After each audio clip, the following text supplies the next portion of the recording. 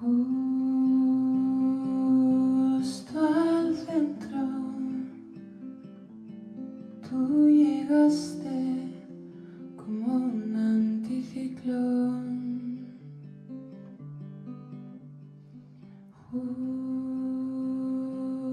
Justo al centro,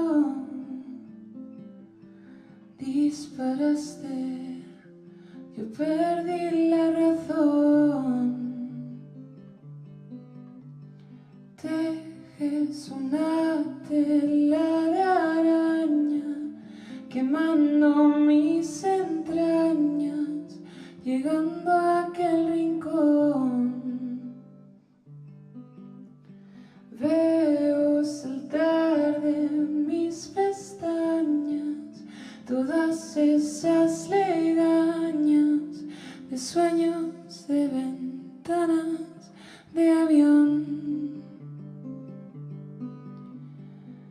Corro sin mirar hacia un vacío existencial, noto como la sal se incrusta en mis heridas.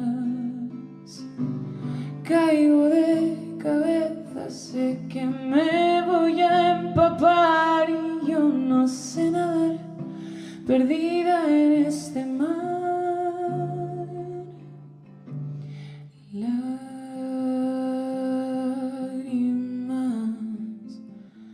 de lluvia ácida, sonrisas de papel de celofán.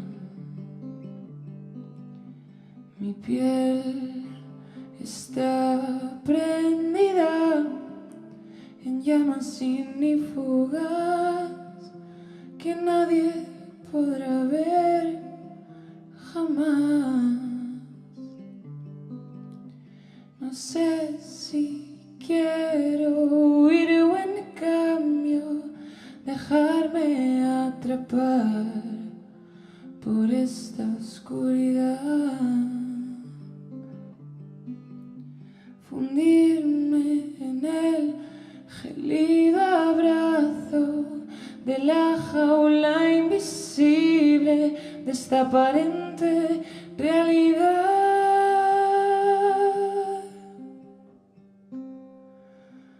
Corro sin mirar hacia un vacío existencial, noto como la sal se incrusta en mis heridas.